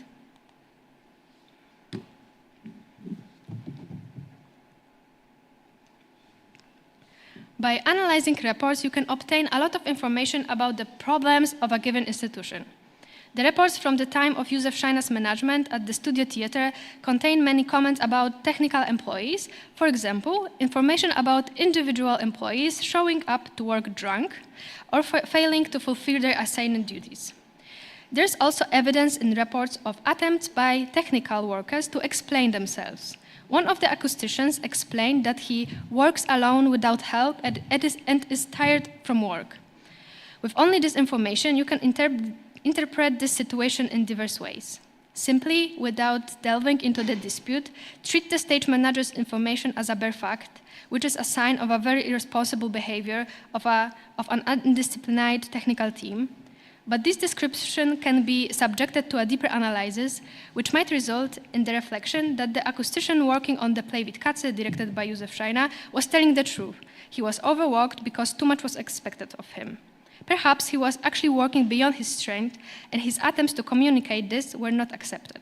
From such a perspective, his statement included in the report would be evidence of abuse towards technical workers. Such a note today would be extremely valuable material for nowadays discussion in Polish theater about violating the rights of employees. The simplest information that a report can reveal to researchers is all productional technical details. Replacement, illnesses, accidents, damage to the sets, cancellations of the play, and cuts in the scripts. So since the report serves as a documentation of a process, it can be used to analyze the work of a particular director or a specific production. Any information, including basic details, can show the working methods. For instance, the report comprehensively documents which segments of the performance we rehearsed most frequently, which were changed or restructured during the production, and any modification made to the cast or set design. This also enables the report to function as an essential document when reconstructing the performance. The reports also describe the reception of a given performance. They include, for example, information about when there was standing applause, when a spectator stole one of the props, when hooligans appeared in the audience, if the hall was full, and the audience turnout. In older reports from studio theater, there are repeated notes about scandalously behaving teenagers who often appeared at performances in larger organized groups of school trips. It is possible that a more in-depth analysis of a given period in Warsaw theaters would prove that, for example, the repeated boredom of school children in the audience is caused by lack of repertoire interesting for this age group. As a result, young people go, mostly forced by Polish teachers, to see performances that are not the intended audience, such as difficult plays by Józef Schreiner. Reports are written in the language of their times and may reflect the socio-political conditions, which is another option for further research on the reports. In reports from 1972 to 82, you can see how stage managers address employees from the artistic and technical departments differently. For example, actors were referred as colleagues, and at the same time, technical staff were seen as citizens, which is a result of the nomenclature of the Polish People's Republic, which also could be analyzed in terms of the social hierarchy of professions. All the above examples could individually be subjected to a deeper analysis, and the comments in the reports can activate researchers to ask questions and constitute an interesting impulse for further research.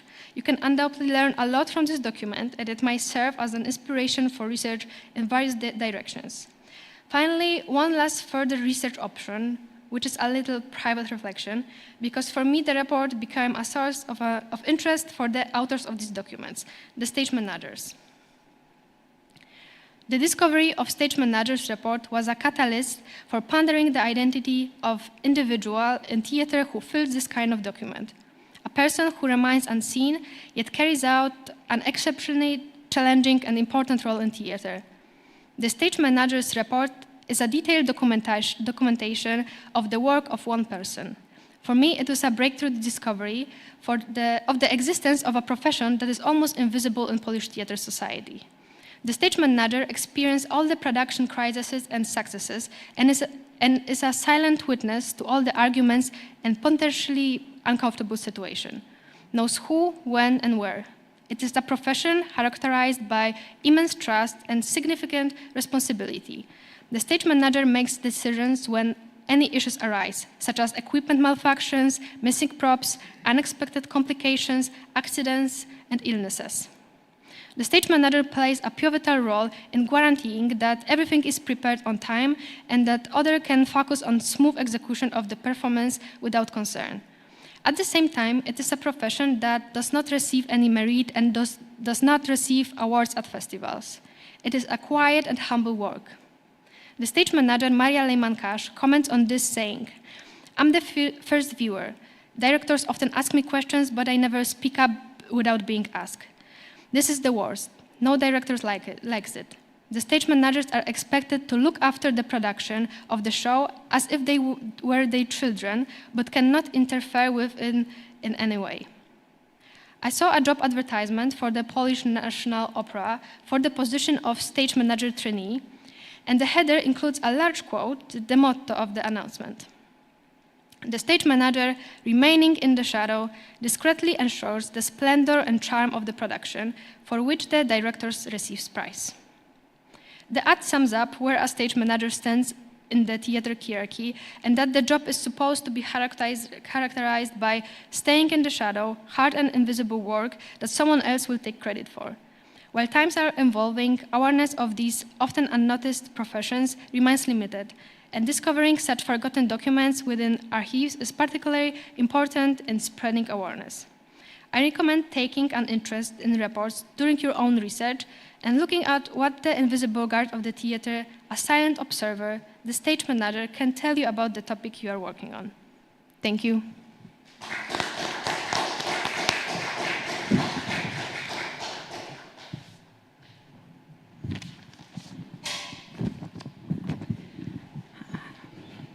Thank you very much. And the last presentation will be by Wojciech Świdziński.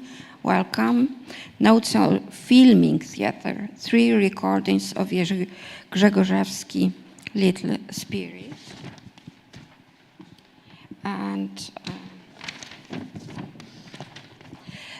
Wojciech Świdziński, theater and film scholar, holder of a PhD in humanities, a graduate of Theatre Studies Department at the Aleksander Zerwerowicz National Academy of Dramatic Art in Warsaw, member of the Polish Society for Film and Media Studies, lecturer at the National Academy of Dramatic Art. His research interests include the reception of film, the relationship of film and other arts, and silent cinema. He's the author of the monography Co było grane? Film zagraniczny w Polsce w latach 1918-1929 na przykładzie Warszawy. What was screened? Foreign film in Poland in the years 1918, 1929 of the example of Warsaw. Welcome. Thank you. Theater archives are terra incognita for me, and I confess that I will read my text because this is a short version of my article that I wrote when I discovered that in Polish theater reflection there were some reflections about filming theater, but theory of this specific form doesn't exist. So I try write some things about this, and a very short part of it try to describe you today. Thanks to digital revolution, filming theater has never been easier. Cameras are cheap and everywhere. They allow the depth of a scene and depth of sound to be satisfactorily reflected. Despite this, film recording has not become the ultimate document. The doubts that have been raised against filming theater since at last the 1970s still remain. The great film director Andrzej Wajda, commenting on his own experience of recording Tadeusz Kantor's The Dead Class, Umarła klasa, reached for occult metaphor, quote, what I was most afraid of was that this spirit that fills the cellar where Cantor plays, this fluid, could suddenly leak out somewhere, and on the film tape would be left only shadow. On the other hand, Cantor, from the elementary and constantly changing nature of theater was fundamentally important, associated the problem of immobilization with its registration, which led him to believe that, quote, performance cannot be fixed in literary language, it cannot be fixed in film language, it cannot be fixed in any language, it exists only in this structure and in this code, which is the spectacle. These objections are still raised in relation to film documentation, despite the burden of fetishizing theater as an elusive phenomenon. Meanwhile, no one formulates similar doubts about sport broadcasts. Some fans prefer to experience sports in stadiums, of course, but just as many, if not most, accept unreservedly the television broadcasts and sometimes consider it superior. The difference between the recording of a theatrical performance and sporting events is obvious. In the case of sport, which is a game, the result is fundamental, which is why sports broadcasts are usually conducted live. Theater, on the other hand, is usually recorded to create a document of an artistic event. So its live broadcasts are only part of the resulting registrations. However, this does not change the fact that in both cases we are dealing with an analogous situation. The eye of the camera captures a spectacle not originally intended for it, using more or less visible directorial tricks. In the case of sport, this is seen as natural and desirable, but in the case of the theater, it raises questions and problems on the part of both the producers and the audience. Perhaps the best way to explain the misunderstandings about recording any performance that is not created for the camera is by Susan Sontag. Referring to Marshall McLuhan's terminology, she saw the theater and film as two spheres whose proximity is only illusory.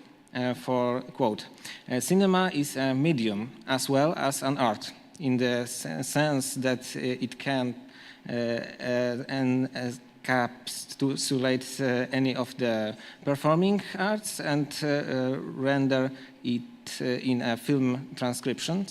One can film a play or ballet or opera or sporting events in such a way that film becomes, relatively speaking, a transparency, but theater is never a medium. End of quote. All these doubts do not change the fact that we are encountering recording of the theater with increasing frequency. Increasingly, they rather than live performance are becoming the subject of academic and student analysis. First, we need to consider what kind of artifact we are dealing with, what are its strengths and weaknesses. I will present the three basic forms of filming theater by referring to the example of the performance of Jerzy Grzegorzewski as Little Spirit, Duszyczka. Maybe better translation is Animula from Latina, but I use this official English title Little Spirit, which was recorded in 3 different ways. Based on text by Tadeusz Różewicz, Little Spirit premiered on 30 January 2004 at the Teatr Narodowy, National Theatre. The shape of the staging was determined by the choice of space. It was not a stage, but a tunnel for transporting decorations between the main theatre building and its small stage. Full of nooks and crannies, the underground corridor could only accommodate 2 rows of chairs for 50 viewers, leaving the performance with an elongated alcove and side passages to serve as a backstage. A double bass player was located on the left of the audience and was responsible for sound effects and music. The principle of the 4th wall, although retained, was stretched to the limit as the actors played literally at arm's length from the audience. Due to the nature of the space, it was impossible to identify the most convenient place to watch. It was always possible to see a certain part of the performance better and other worse. Unique, extremely difficult, and originally linked to the performance, the space was a great challenge for the realizers of the recording, which was undertaken 3 times. And first, it is technical record. A recording that is currently made for most premieres in Polish theatre. It is a document of the work made for the inner needs of the institution. Its purpose is to document the course of a single performance as faithfully as possible. Technical recording can be described as likeness, emphasizing its exactness, but at the same time, it can also be called a caricature. Nothing, it's imperfection. It unusually consists of filming the performance with a still camera from a single location, with no editing cuts and no close-ups. The spectators, however, is not a wide-open, fixed eye, embracing everything and nothing. He or she follows the action with his or her eyes, following the movement and the sound, consistently focusing on and distracting. In the case of Little Spirit, this unnatural perspective of the dead spectator is particularly pronounced, as the specific space forced the camera to be positioned on the left side of the audience in order to capture the right backstage area from which most of the entrance takes place. As a result, the stage space is recorded at a very acute angle, and the footage badly shows the actions of the actors who even so often disappear, moving to a part that the camera cannot cover. This reveals not only the weaknesses of the technical recording, but also it's unsuitably for theater other than the classic box stage. Second form, it is what my working term, proper recording. This type of recording is intended to serve the needs of the institution, but unlike the technical recording, not so much inner as outer. It can be presented to the public, used for promotional purposes, and so on. It is meant to be truthful, yet clear and, as far as possible, attractive to look at. In the case of Little Spirit, the recording was made by Barbara Raszewski, a documentary filmmaker and enthusiast of Grzegorzewski's theater. And the recording was edited from material recorded during 3 sessions carried out at successive performances of Little Spirit with audience participation. The practice of editing registrations from several, usually just 3 recordings, sometimes supplemented by later re-recordings, is unenforced by equipment limitations, causing numerous problems. Among these, the most obvious is the risk of incoherence of the recorded footage. However, it also has advantages. The same cameraman is using behind each camera, and the recording process is relatively discreet without distracting the audience or actors. There are also recordings made during a single performance with several cameras, sometimes without audience participation. Sometimes such a recording is broadcast live, coming close to a sport broadcast. And third form is TV adaptation. A tradition of television theater has survived in Poland. There are professional television films based on plays, often also imitating theatrical conventions and made by creators connected with theater.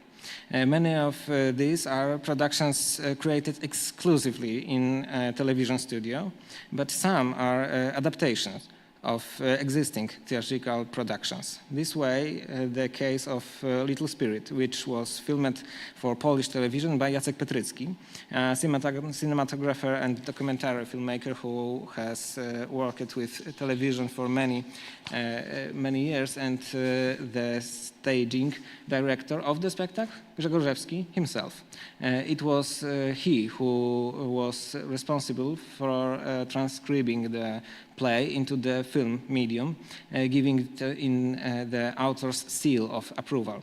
Petrycki oversaw the technical side of the entire television production process. The text of the performance, the sequence of scenes, costumes, props, and space were preserved. Little Spirit could not leave the underground of the National Theatre. However, when the camera entered the stage area of the performance, which was recorded without an audience, the framing and editing made it necessary to redirect some scenes. The relationship between the adaptation and the stage version is particularly complicated, and the question of the distinctiveness of the 2 works seems most justified. Especially in view of the fact that the director certified it authentically of the TV adaptation with his signature. The premiere took place in 18th April 2005, 9 days after Grzegorzewski's death, who incidentally appeared in front of the camera in a few seconds, and there was no equivalent in the stage version, but it opened up several interpretive possibilities not present on stage version. I think it is a good moment before I reassume this text to see some very short fragment of each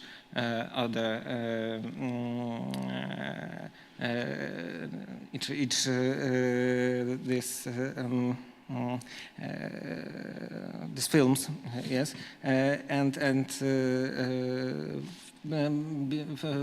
came from beginning of the play.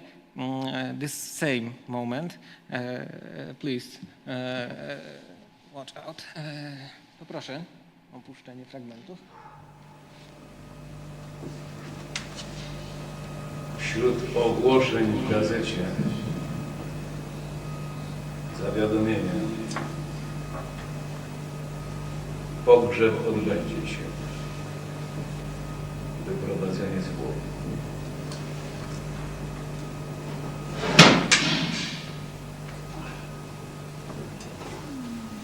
Więc to tak. He doesn't say anything.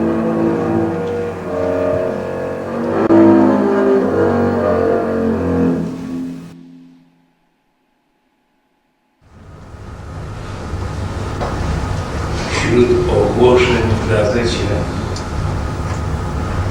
zawiadomienie: pogrzeb odbędzie się. Wyprowadzenie zwłok. Więc to tak. Tu chodzi o ciebie. Te zwłoki to ty.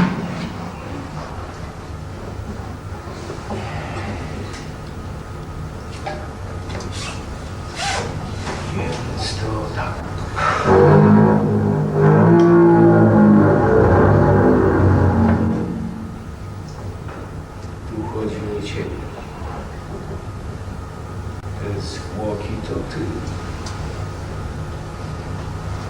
Z niczego.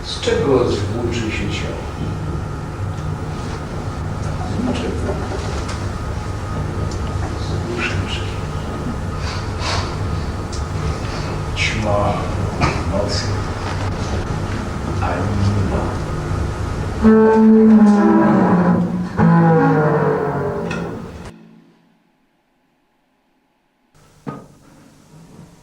Wśród ogłoszeń w gazecie zawiadomienia: pogrzeb odbędzie się. Wyprowadzenie zwłok.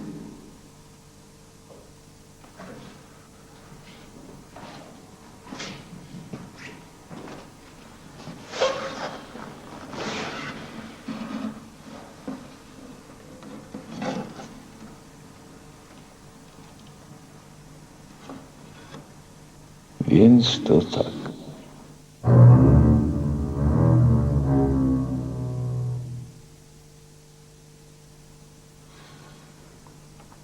Tu chodzi o ciebie. Te zwłoki to ty. Z czego zwłóczy się ciało? Z niczego. Z duszyczki. Ćma w nocy. Ani mula.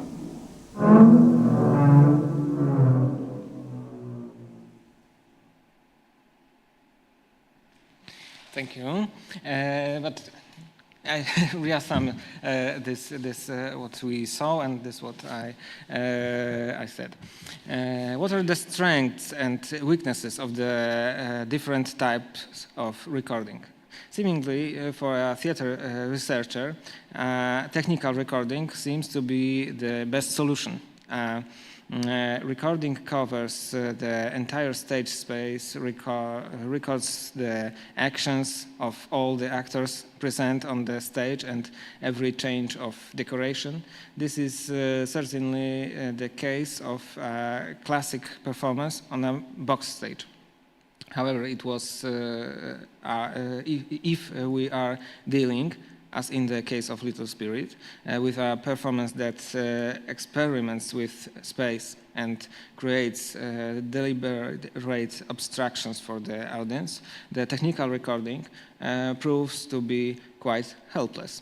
The horizontal layout of the space has forced an uncomfortable positioning of the camera so that the actors are invisible in a large part of the playing field, while they are always positioned far from the lens, and their voices are deformed. The undoubted advantage of the technical recording, on the other hand, is its fidelity to the time of the performance. The lack of editing cuts means that we are guaranteed that each recorded scene lasts as much on stage as it does in the recording. In the case of the proper recording and the TV adaptation, we are left to believe that their producers respected the time of the performance when using editing. This was the case with the recording of Little Spirit. This can be proven by comparing the technical recording with the other versions. We will then also notice that all three recordings last the same amount of time. The difference between their lengths is only a dozen seconds or so. Proper recording has the advantage of capturing everything important. The editing follows the stage action. There are no invisible fragments or sense of the dead static, what weighs down the technical recording. And the skillful use of close-ups makes the intimate performance of Little Spirit more authentic and essentially more faithful to the production, although the question of trusting the realizer's decision is very important. We can only trust that every change in the stage space has been noted by the camera. Ascertain this advantage of proper recording may be an issue of technical quality. Not only was the stage Little Spirit not only realized in a difficult, specifically a lighted space, but it was also a musical performance in which especially composed songs played a huge role. In order to fully record their quality, one would have needed high quality camera equipment, microphones which were intentionally not used in the performance, and perhaps also recording without audience participation. In terms of technical quality, the TV adaptation tops the other versions. In it, the editing is even more dynamic and follows the flow of the play. However, those who have watched it without any knowledge of the stage version or the other recordings may not realize that although the time and text of the play have been preserved, some of the scenes have been redirected and the camera has looked in spaces. So we saw that in TV adaptation, actor hold this box over his head, not on his knee, for example.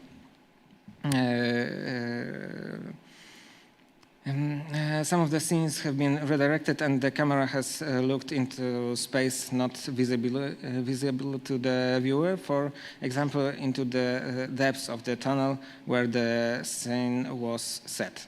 Several shoots were even shot from the perspective of the stage characters, a method used not so much in TV reports as in art cinema.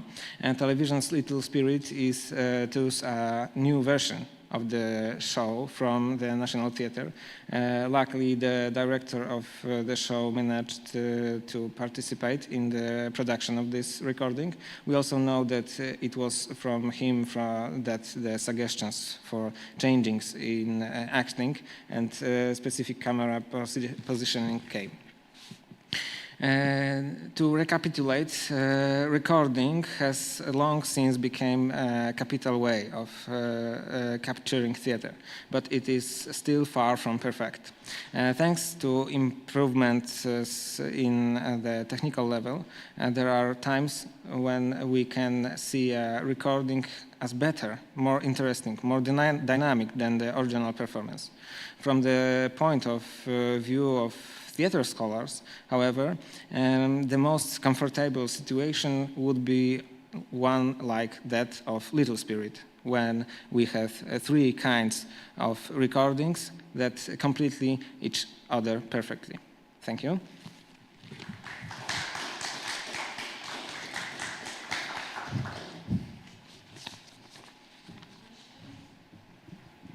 Any questions?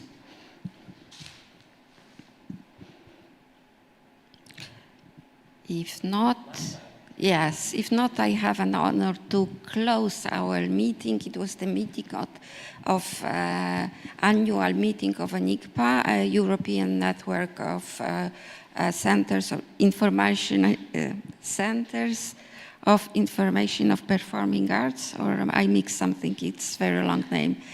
I thank all the people who come to Theatre Institute for the annual meeting. I'm very grateful to the board of the ENICPA, and I hope that we inspire ourselves